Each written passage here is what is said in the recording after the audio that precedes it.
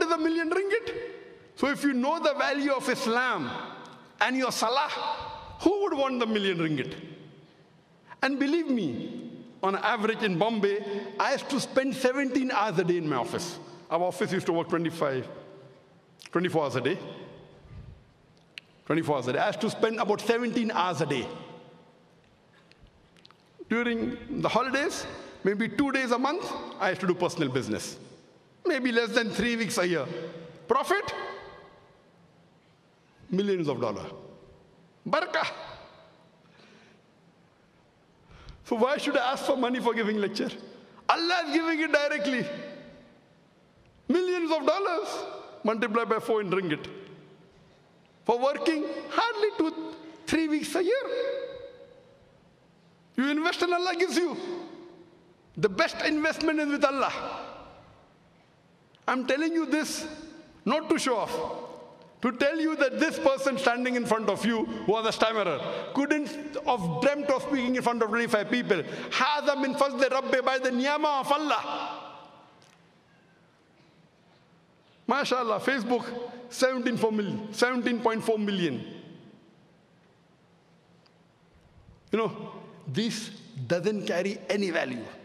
But if you're looking at worldly things, most of the Muslims think daim is miskin.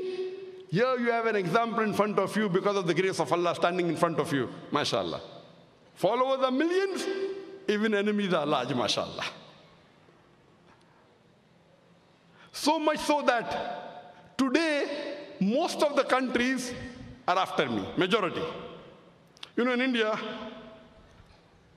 about 2 years and 4 months back, in November 2016, they banned the organization. I'll come to my organization afterwards. And the present Prime Minister, the Narendra Modi, I would like to thank him. He's the Prime Minister now. Elections are going on. After 1.5 months, whether he remains or not, Allahu Alam. Allahu Alam. Maybe, may not be, I don't know. But presently, he's the Prime Minister. The government is so much against me, they spend tens of millions of dollars to propagate against me on the television channels, in the newspaper, that Zakir is a terrorist.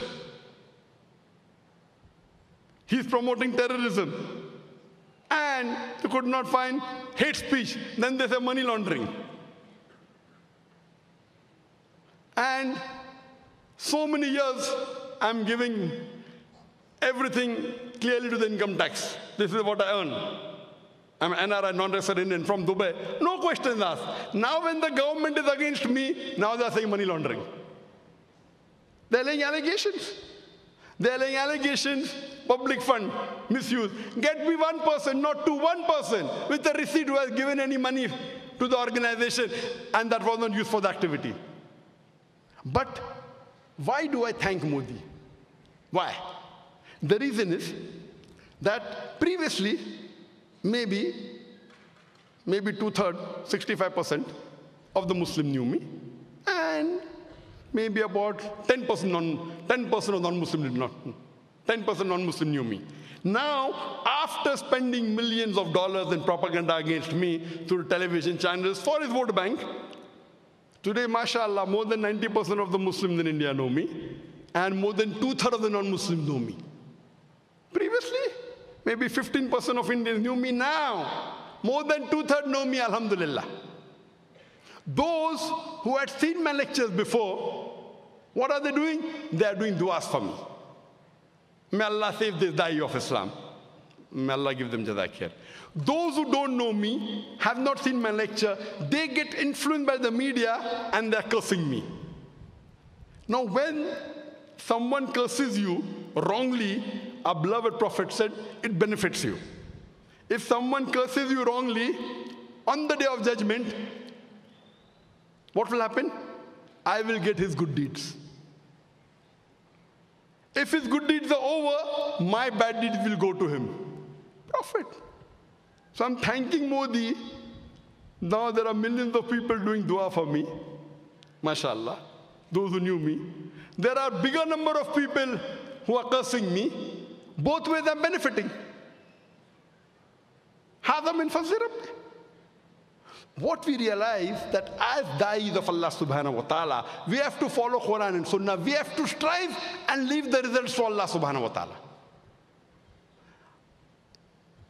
It is Allah subhanahu wa ta'ala who will save you. And if anything happens, we are happy with Allah subhanahu wa ta'ala.